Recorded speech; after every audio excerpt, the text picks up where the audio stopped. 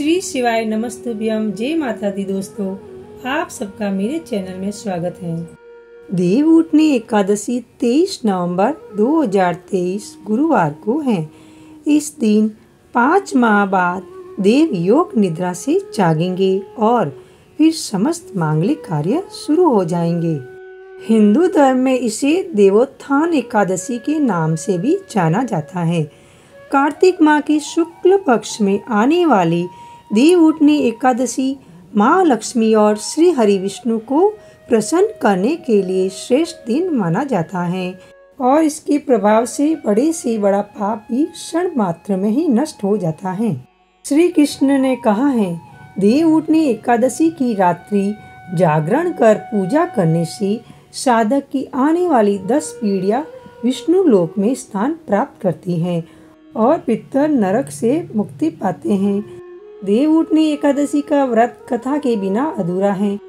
कार्तिक शुक्ल एकादशी तिथि शुरू 22 नवंबर 2023 रात 11:03 पर और कार्तिक शुक्ल एकादशी तिथि समाप्ति 23 नवंबर 2023 रात 9:01।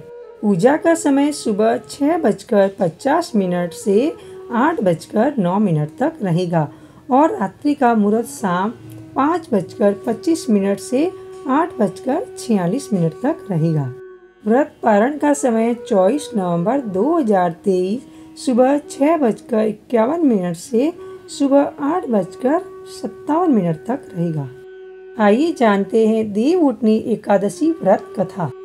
एक राजा के राज्य में सभी लोग एकादशी का व्रत रखते थे। प्रजा तथा नौकर चाकरों से लेकर पशुओं तक को एकादशी के दिन अन्न नहीं दिया जाता था और एक दिन किसी दूसरे राज्य का एक व्यक्ति राजा के पास आकर बोला, महाराज कृपा करके मुझे नौकरी पर रख ले। तब राजा ने उसके सामने एक शर्त रखी कि ठीक है रख लेते हैं, किंतु रोज तो तुम्हें खाने को सब कुछ मिलेगा पर एकादशी को अन्न नहीं मिलेगा। उस व्यक्ति ने उस समय हाँ कर ली, पर एकादशी के दिन जब उसे फलाहार का सामान दिया गया तो वह राजा के सामने जाकर गिड़गिड़ाने लगा, महाराज इससे मेरा पेट नहीं भरेगा, मैं भूखा ही मर जाऊंगा, मुझे अन्न दे दो।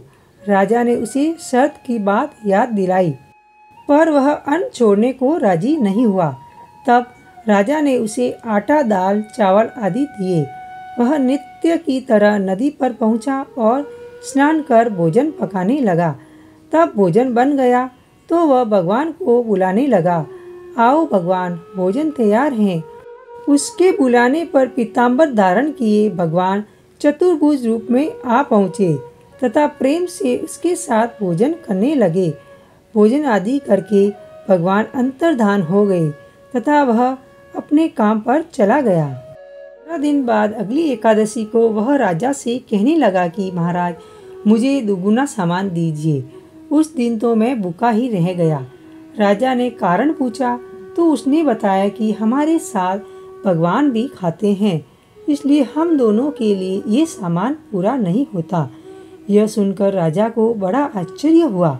वह बोला, मैं नहीं मान सकता कि भगवान तुम्हारे साथ खाते हैं। मैं तो इतना व्रत रखता हूँ, पूजा करता हूँ, पर भगवान ने मुझे कभी दर्शन नहीं दिए। राजा की बात सुनकर वह बोला, महाराज यदि विश्वास न हो तो साथ चलकर देख ले। राजा एक पेड़ के पीछे छिपकर बैठ गया। उस व्यक्ति ने भोजन बनाया तथा भगवान को शाम तक पुकारता रहा, परंतु भगवान न आए। अंत में उसने कहा, हे भगवान यदि आप नहीं आए तो मैं नदी में कूदकर प्राण त्याग दूंगा। लेकिन भगवान नहीं आए। तब वह प्राण त्यागने के उद्देश्य से नदी की तरफ बढ़ा।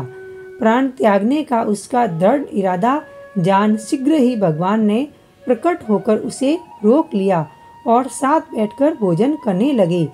खा पीकर वे उसे अपने विमान पर बैठाकर अपने धाम में ले गए। यह देख राजा ने सोचा कि व्रत उपवास से तब तक कोई फायदा नहीं होता जब तक मन शुद्ध न हो। इससे राजा को ज्ञान मिला।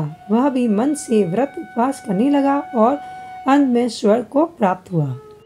आशा करती हूँ कि आपको मेरी वीडियो पसंद आई हो तो लाइक शेयर जरूर कीजिए और अगर आप मेरे चैनल पर पहली बार आए हैं तो सब्सक्राइब करना ना भूलें और बेल बटन को प्रेस करें। इससे क्या होगा कि मैं जो भी नई वीडियो अपलोड करूँगी उसका आपको नोटिफिकेशन मिल जाएगा। तब तक के लिए जय माता दी दोस्तों।